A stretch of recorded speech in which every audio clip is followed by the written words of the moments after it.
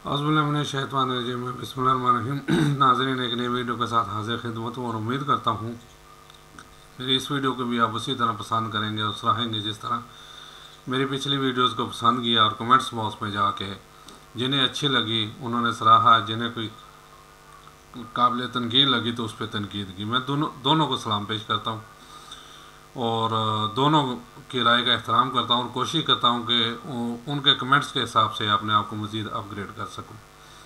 नए आने वालों के लिए खुश आमदीद, वेलकम और साथ रिक्वेस्ट के मेरे चैनल को सब्सक्राइब करें और कमेंट्स बॉक्स में जाके इस वीडियो पे लाजमी कमेंट्स दें और साथ ही बेल आइकन को टच करें ताकि मेरी तमाम वीडियोस आप तक बआसानी अवेलेबल हो सके। जनाब, आज मौजू है पड़ोसियों के हुकूक। असल में ये मुझे इस तरह आज मैंने इस पे यानी बेहतर समझा के बात करूं। हमारे सामने बहुत ही अच्छे, बहुत ही प्यारे बच्चे हैं, बहुत ही इज्जत और दीद करने वाले। उनके आगे घर में अब मेन लाइन है या उनके घर की का पानी तकरीबन एक हफ्ता हो गया बाहर निकल रहा है। मैंने उन्हें कोई जुमेरात को कहा, फिर जुम्मे को अगर मैंने कहा यार इनका बंदोबस्त कर ले, फिर घर की क्या ज़ाहिर है लोग नमाज़ पढ़ते हैं और मैं अपना छींटे भी पढ़ सकते हैं, यह गंदा पानी है और फिर वैसे भी किसी को इज़ार रसाई पहुँचाना अच्छी बात नहीं है। बड़ी मुश्किल से बच्चे सुबह गुजरते हैं वहाँ से, लेकिन वो एक कान से निकालते हैं, बस सुस्ती कह लें, दूसरे कान एक कान से डालते हैं दूसरे से निकाल देते हैं, या पता नहीं डालते भी हैं कि वो सुनते भी हैं कि नहीं, लेकिन बहुत दीद करते हैं, बहुत प्यारे बच्चे हैं। तो मैंने एक यहाँ पहले कोशिश की अपने, मेरा तलक मोइज टाउन से है, मोइज टाउन गली नंबर 4 सलामतपुरा के नज़दीक। पहले कोशिश की कि अपने अहले महल्ला को बहुत यानी मुझे 1.5 साल हो गया मुझे ये क्या कहते हैं अपना सऊदीया से। मैंने कहा यार जुम्मे को ज़रा इतवार को छुट्टी होती है सबको, ज़रा एक बैठक कर लिया करें, बैठ जाया करें, या कोई छोटे मोटे मसाइल ना उसमें डिस्कस हो जाया करेंगे, किसी के कान पे जूं तक नहीं रहेगी। आखिर चारों ने चार मैंने एक नेबर ग्रुप बना लिया, उनमें से यानी 95% लोगों को मैंने नंबर ले लिया। नंबर लेके तो कोई छोटा मोटा मसला मेरे एक और बहुत बच्चों की तरह ही है मोहसन, पीछे उसके घर की का ऐसे ही मसला पेश आया, लेकिन मैं सलाम पेश करता हूँ उस बच्चे को। पहले मैं वैसे 3-4 दिन देखता रहा तो उसने मेरी सुस्ती की, उसके बाद मैंने उसे कहा ही तो उसने फ़ौरन मुझे रिस्पॉन्स दिया। उसका अंकल दोबारा कहने की ज़रूरत नहीं पड़ेगी, वो सुबह सुबह उठा जाके वो जमादार को ले आया और घर की साफ़ कर ली। ये होता है अक्सर में एक्शन। ये बच्चे, अब मैंने हफ्ते को कहा, मैंने कहा यार कल इतवार है, इतवार को आप चारों भाई घर में होंगे और ये जो है ना अपना ये चीज़ कोई मसला जो है इसका जो भी करना है उधर से 500-700 लेगा, एक घर की ठीक करनी है तो जो है ना वो जाके करवा लें, क्योंकि महल्ला भी तंग है सबसे। तो बहरहाल जी उन्होंने नहीं सुना। फिर यही चीज़ मैंने एक वीडियो बना के ना एक सोशल मीडिया के भी मेरे पास नंबर है उसमें भी कर दी और मैंने नेबर ग्रुप में भी कर दी।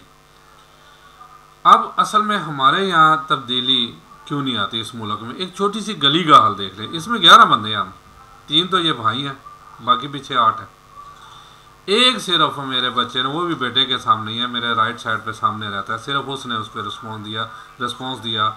उसने भी कहा कि भाई इसका कोई मसला हल कर लो, बाकी मजाल है किसी के और के भी कान पे जूं नहीं हो, किसी ने कुछ नहीं कहा, किसी ने उस पर कोई रिस्पॉन्स।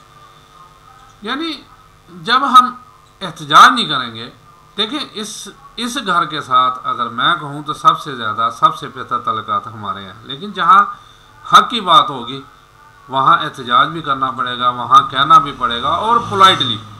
अब यही सारे हम अगर इकट्ठे होकर अगर चले जाएँ ना, उन्हें रिक्वेस्ट करें तो वो जल्द अज जल्द इस पर अपना एक्शन लेंगे। अब मेरे खाली कहने से या कि और बच्चे कहने से अब वो दरगुजर कर रहे हैं, बस यानी कि थोड़ी सी सुस्ती कर रहे हैं। इससे फिर मैंने सहारा लिया थोड़ा सा रिसर्चर यानी कि उलमाए कराम का, तो मैं ज़रा उसमें से अहादीसें निकाली पड़ोसियों के हुकूक और सारा। अब मैं वो ये पेश करने लगा हूँ। ज़रा डॉक्टर इसार के भी हैं, दूसरे भी हैं जिन्होंने, तो ज़रा सुनिएगा कि पड़ोसियों के बारे में क्या कहा जाता है। कुरान की आयत है जिसका तर्जमा है कि और जो शख्स भी अल्लाह पर और यौम आखिरत पर ईमान रखता हो तो उसे चाहिए कि उसका फ़र्ज़ है, ये फ़ेल अमर है, यानी ज़ोर दिया गया। फ़र्ज़ फ़ेल अमर कहते हैं काम को, यानी कि ज़ोर दिया जाए कि वो अपने पड़ोसी की इज़्ज़त करे, एहतराम करे। ये कुरान पाक में है। यहाँ आया कि हुजूर ने फरमाया कि जिब्राइल अलैहिस्सलाम मुझे पड़ोसी के हुकूक की इतनी ताकीद करते रहे, इतनी ताकीद करते रहे, इतनी ताकीद करते, यानी नबी सल्लल्लाहु अलैहि वसल्लम ने 3 दफ़ा कहा कि मुझे गुमान हुआ कि पड़ोसी को शायद वारस भी बना दिया जाए, वरसा में शामिल हो जाएगा, वो वरासत में हिस्सा मिल जाएगा। यानी इतना इसके बारे में कहा गया, तो नबी सल्लल्लाहु अलैहि वसल्लम का गुमान होने लगा कि हो सकता है हमारी विरासत में भी इसको हिस्सेदार ठहरा दे। पड़ोसी का इतना हक है। इसी ज़िमन में वो हदीस याद कीजिए, बुखारी शरीफ में है ये। नबी सल्लल्लाहु अलैहि वसल्लम फरमाते हैं वो शख्स हरगिज़ मोमिन नहीं है जो पेट भर कर खाना खाकर सोए और उसका पड़ोसी भूखा हो, वो मोमिन नहीं है। और सूरह निसा में 3 किस्म के पड़ोसी का बयान आया, या कुरान पाक की देख लें। सूरह निसा में 3 किस्म के पड़ोसी का बयान आया। एक वो पड़ोसी है जो रिश्तेदार भी है, दोहरे मामलात हो गए, अब तो कराबतदारी का भी हक है, पड़ोसी का भी है, या उसको यूँ समझिए कि मामला और भी गंभीर हो गया है, इसके हुकूक का लिहाज जिसके बरक्स वो हदीस मिलती है हमें। खुदा की कसम वो शख्स मोमिन नहीं, खुदा की कसम, यह भी बुखारी शरीफ में, खुदा की कसम वो शख्स मोमिन नहीं, खुदा की कसम। यहाँ 3 दफ़ा यहाँ भी नबी वसल्लम, और ये नबी वसल्लम की आदात में से नहीं थी कि बार बार कसम उठानी, लेकिन जिस पे अहमियत वहाँ वो ये 3 बार कसम उठा रहे हैं। खुदा की कसम वो शख्स मोमिन नहीं, सहाबा काम गए, ज़ाहिर है 3 दफ़ा अल्लाह ताला की कसम उठाई। सहाबा काम गए होंगे, लर्ज गए होंगे, खौफज़दा हो गए होंगे।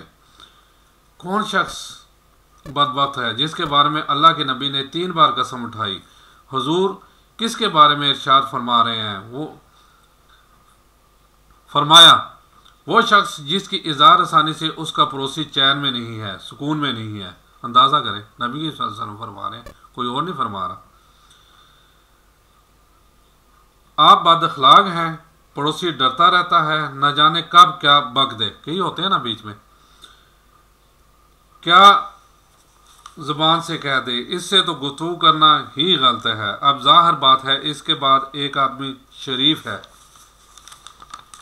सफ़ेद पोश है, वो अपनी इज्जत को बचाता है, डरता रहता है कि खामखा इस शख्स की इज़ार आसानी से और उसकी कज खलकी है, मैं इससे अपने आप को बचाऊं। वो शख्स जो ऐसा शख्स है जिसकी वजह से खौफ हो, वह हरगिज़ मोमिन नहीं है, खुदा की कसम वह मोमिन नहीं है।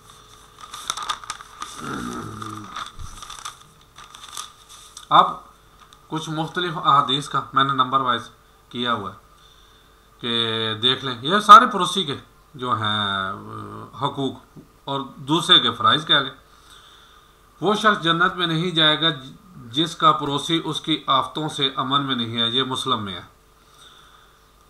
पड़ोसियों में अल्लाह ताला के नज़दीक वो बेहतर है जो अपने पड़ोसी का खैर ख्वाह हो। तिरमिज़ी में कहा गया ये, जो शख्स अल्लाह और क़यामत पर ईमान रखता है वो अपने पड़ोसी का एहतराम करे। हाकिम में है ये।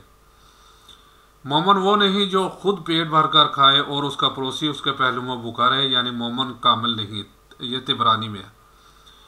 इन अहदीस करीमा में साफ रोशन है कि हमसायों के साथ मोहब्बत और यगानत से पेश आना, उनकी इज्जत बढ़ाना, उनकी ज़रूरतों का ख्याल रखना और हर हाल में उसका खैर ख्वाह रहना कमाल ईमान का समर और अल्लाह पाक और नबी करीम की महबूबियत की अलामत है। और इसीलिए ऐसे शख्स के लिए जन्नत के दरवाज़े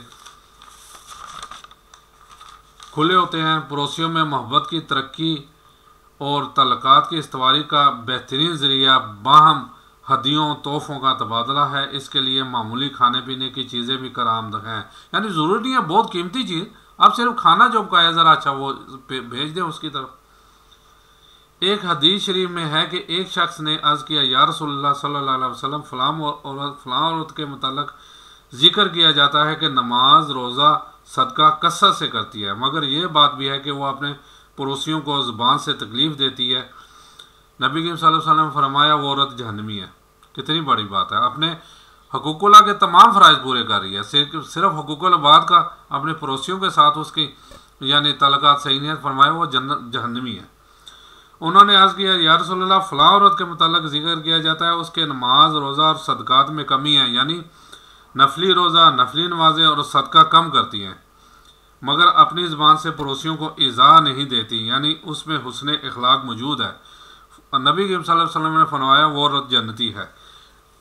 बहकी। अब आप इन चीज़ों से अंदाज़ा लगा लें कि पड़ोसी अपने एक दूसरे से कितने लाज़िम है।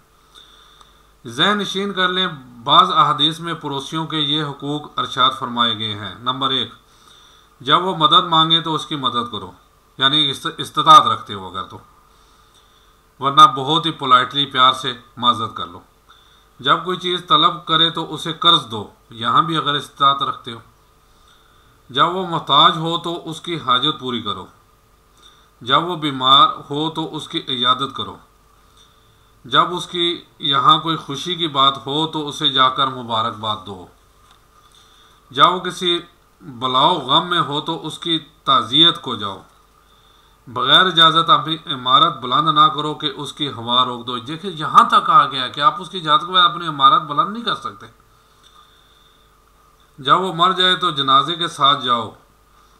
मेवे खरीदो तो उसके पास भी हदिया करो। अपनी हांडी से उसे इज़ा ना दो, कुछ उसे भी दो, यानी घर में कोई बिरयानी या कौरमा या इसको अच्छी चीज़ पकी हो तो उसकी खुशबू कोशिश करो कि हम सब, हो सकता है वो गरीब हो, वो ये ना अफोर्ड कर सकते हो, तो अगर पका ही लिया क्यों कहा गया कि अपनी हांडियों में शोरबा बढ़ाओ। ये भी हदीस है, मफहूम बता रहा हूँ, ताकि थोड़ा सा आप साथ हमसायों को दे दो।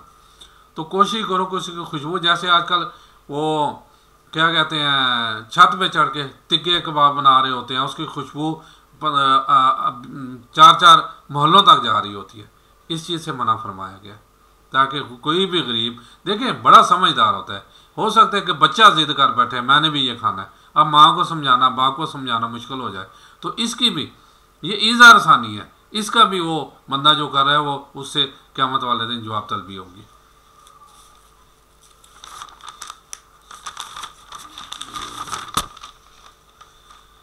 फिर हुजूर पाक सल्लल्लाहु अलैहि वसल्लम ने फरमाया कि पड़ोसी 3 किस्म के हैं, बाज़ के 3 हक़ हैं, बाज़ के 2 और बाज़ का सिर्फ 1। नंबर 1, जो पड़ोसी मुसलमान हो और रिश्तेदार भी हो उसके 3 हक़ हैं, यानी नंबर 1 हक़ हमसायगी, नंबर 2 हक़ इस्लाम और नंबर 3 हक़ क़राबत। और पड़ोसी मुसलमान जो कि रिश्तेदार नहीं उसके 2 हक़ हैं, नंबर 1 हक़ हमसायगी, नंबर 2 हक़ इस्लाम। और अगर पड़ोसी गैर मुस्लिम हो तो उसका सिर्फ 1 हक़ है और वो हक़ हमसायगी का है, यानी गैर मुस्लिम में से भी हमसायगी का हक़ वही भी है, वो बराबर का है। लिहाजा उलमाए फरमाते हैं कि काफिर पड़ोसी को भी ना हक़ ना सताया जाए। मसलन वो हिंदू है तो मुसलमान को ये ना चाहिए कि गोश्त खाकर उसकी छत पर या उसके घर के सामने हड्डियाँ उसे ईज़ा पहुँचाने के लिए डाले, क्योंकि हिंदू अक्सरियत गोश्त खासकर बड़ा गोश्त नहीं खाते, यानी ज़ाहिर है वो गौ माता उनके एक मजहबी चीज़ में वो उसे नहीं खाते, उसकी पूजा करते हैं। तो गैर मुसलमानों से भी कहा गया है कि आप उनसे भी अच्छा इखलाक जो है ना इस्तेमाल करें। अगर अच्छे इखलाक से नहीं पेश करेंगे तो भाई आपके ये नमाज़ें, ये रोज़े, ये हज आपके मुँह पे मार दिए जाएंगे। और एक चीज़ मैं बताऊँ इंतहाई माज़र के साथ कि आप सलवार ऊंची कर लें, पगड़ी पहन लें, माथे पे जितने मर्जी मेहराब डाल लें, लेकिन वो है ना हदीस कि जो बंदा अपनी ज़बान और हाथों से दूसरों के महफूज कर, मैं मफहूम बता रहा हूँ कि उसको जन्नत की बशारत दी है। और दूसरी हदीस में है जो शख्स अपनी ज़बान और 2 जबड़ों के दरमियान और 2 टांगों के दरमियान जो है उसे क्या कंट्रोल करेगा तो उसे भी जन्नत की बशारत है। देख लें, यानी इसमें ज़बान सबसे ज़्यादा कहा गया, अपने अमल को सबसे ज़्यादा ज़बान ही काम ख़राब है। कहा जाता ना कि ज़बान ही तख्त पे बिठाती है और ज़बान ही तख्ते पे चढ़ा देती है। और खुदारा मैं भी अपने आप को अपग्रेड, अपने आप को सही करने की कोशिश करूँगा। पड़ोसियों के हुकूक जानिए, पड़ोसियों के हुकूक पढ़िए। हर हमारा इस्लाम क्या कहता है कि जहाँ नबी करीम सल्लल्लाहु अलैहि वसल्लम ने गुमान इज़हार कर दिया कि मुझे लगता है कि विरासत में भी इनका हिस्सा ना हो जाए। तो सोचिए इसके बारे में। और मैं अपने उन बच्चों को, उन दोस्तों में कहता हूँ कि जो ये मसला है जिसकी वजह से मुझे ये वीडियो बनानी पड़ी, तो खुदारा इसका सद्भाव करें। देखें कितना 500-700 लग जाएगा, ठीक है ना। ये मैं अगर मेरे 500-700 लगने से मेरा पड़ोसी मेरे से खुश हो जाता है, तो वो पड़ोसी नहीं, वो अल्लाह ताला खुश होगा। और हमें सोचना चाहिए अपने पड़ोसियों का, हमें सोचना चाहिए अहालियान महल्ला का। बल्कि बात वही है कि हुस्न इखलाक और हुस्न ज़न ही आगे काम आएगा। बाकी जितने मर्जी आप सजदे कर लें, वो बात है ना औरत की कि वो बद अखलाक थी तो वो जहन्नमी है, हालांकि बाकी सारा कुछ उसका ठीक था, लेकिन जो खुश अखलाक थी उसके बाकी नफली नमाज़ों उसमें कमी थी, तो नबी साहब वो जन्नती है। ये जहन में रखें। उम्मीद करता हूँ मेरी ये वीडियो आप लोगों को पसंद आएगी, और ये भी उम्मीद करता हूँ कि कमेंट्स बॉक्स में जाके इस पर ज़रूर कमेंट्स करेंगे। इजाज़त दीजिए। अस्सलाम वालेकुम वरहमतुल्लाहि व बरकातुहू।